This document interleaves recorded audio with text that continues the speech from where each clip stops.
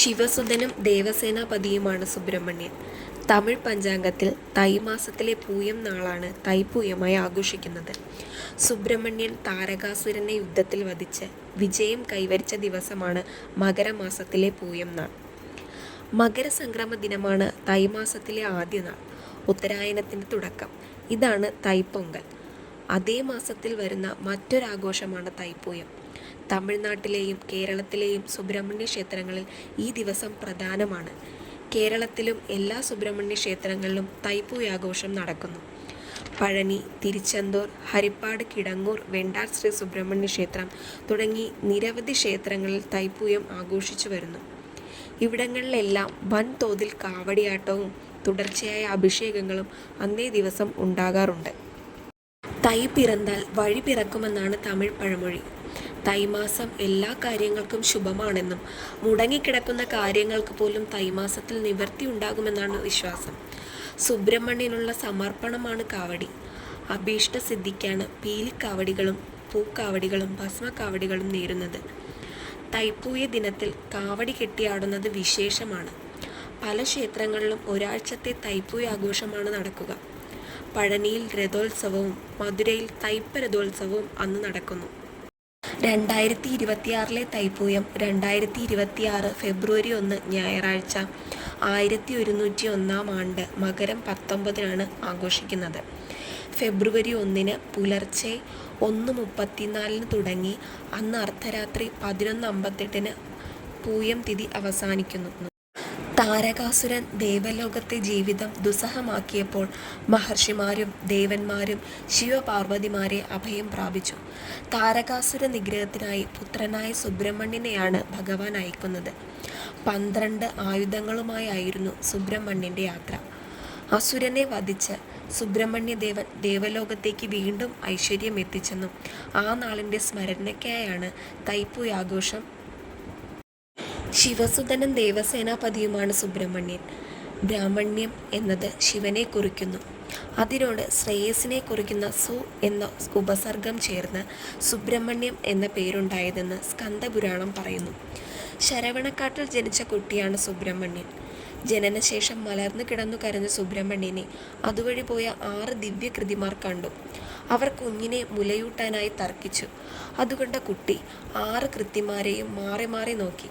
അപ്പോൾ കുഞ്ഞിന് 6 തലകൾ ഉണ്ടായി. 6 തലകൾ ഷൺമുഖൻ എന്ന പേരും നേടിക്കൊടുത്തു. കൃത്തികമാർ മുല കൊടുത്തു വളർത്തിയതിനാൽ ആ കുട്ടി കാർത്തികേയനായി.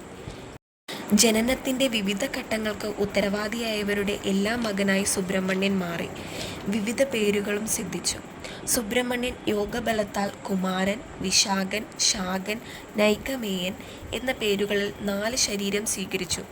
ഗുഹൻ എന്ന പേരിൽ ശിവന്റെയും, സ്കന്ദൻ എന്ന പേരിൽ പാർവതിയുടെയും, മഹാസേനൻ എന്ന പേരിൽ അഗ്നിയുടെയും, കുമാരൻ എന്ന പേരിൽ ശരവണത്തിൻ്റെയും, കാർത്തികേയൻ എന്ന പേരിൽ കൃത്തികമാരുടെയും പുത്രനായി സുബ്രഹ്മണ്യൻ അറിയപ്പെട്ടു. സുബ്രഹ്മണ്യന് 2 ഭാര്യമാരുള്ളതായും വിശ്വാസമുണ്ട്. വള്ളി, ദേവയാനി എന്നിവരാണവർ. ഇച്ഛാശക്തി, ക്രിയാശക്തി എന്നിങ്ങനെ 2 ശക്തിയെ പ്രതിനിധാനം ചെയ്യുന്നു.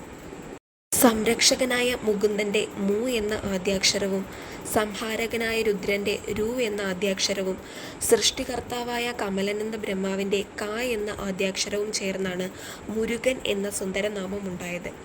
കലിയുഗ വരദനായി തൻ്റെ ഭക്തരെ കാത്തുരക്ഷിക്കാൻ ഭഗവാൻ അവതാരമെടുത്തു. കലിയുഗത്തിൽ എല്ലാ ദുരിതങ്ങൾക്കുമുള്ള പ്രതിവിധിയാണ് മുരുകൻ്റെ നാമം. സ്കന്ദപുരാണം കേൾക്കുന്നതും പാരായണം ചെയ്യുന്നതും സകല പാപവും നീക്കി ഐശ്വര്യം കൊണ്ടുവരും. മുരുകനെ അഭയം പ്രാപിക്കുന്നവർക്ക് രോഗം, ഭയം, കഷ്ടപ്പാട് എന്നിവയില്ലാതെ എല്ലാ ആഗ്രഹങ്ങളും പൂർത്തീകരിക്കുന്നു. തിന്മയുടെ മേലുള്ള വിജയമായി ഭക്തർ തൈപ്പൂയം ആഘോഷിക്കുന്നു. തൈമാസത്തിലെ പൗർണമി ദിനത്തിലെ പൂയം നാളാണ് തൈപ്പൂയമായി ആഘോഷിക്കുന്നത്. ഭഗവാന്റെ വേലിന് തൈപ്പൂയ ദിനത്തിൽ പ്രാധാന്യമുണ്ട്. വെറുപ്പ്, അത്യാഗ്രഹം, അഹങ്കാരം എന്നീ ദുഷ്ടചിന്തകളെ പ്രതിനിധീകരിക്കുന്ന ശൂരപത്മൻ, സിംഹമുഖൻ, താരകാസുരൻ എന്നീ ദുഷ്ടന്മാരെ നശിപ്പിക്കാനായി തൻ്റെ മാതാവിൽ നിന്ന് ജ്ഞാനവും പ്രകാശവും ശക്തിയുമായ വേൽ സ്വീകരിക്കുകയും ദുഷ്ടന്മാരെ വധിക്കുകയും ചെയ്തതിൻ്റെ ആഘോഷമാണ് തൈപ്പൂയം. അതുകൊണ്ട് തന്നെ അന്നേ ദിവസം വേൽ പൂജ നടത്തുന്നതും അഭിഷേകം, കാവടി എന്നിങ്ങനെ വഴിപാടുകൾ നടത്താവുന്നതാണ്. ദുഷ്ടചിന്തകൾ വെടിഞ്ഞ് ജീവിതത്തിൽ സന്തോഷവും സമാധാനവും ഐശ്വര്യവും ഉണ്ടാകാൻ ഭക്തർ തൈപ്പൂയം ആഘോഷിക്കുന്നു.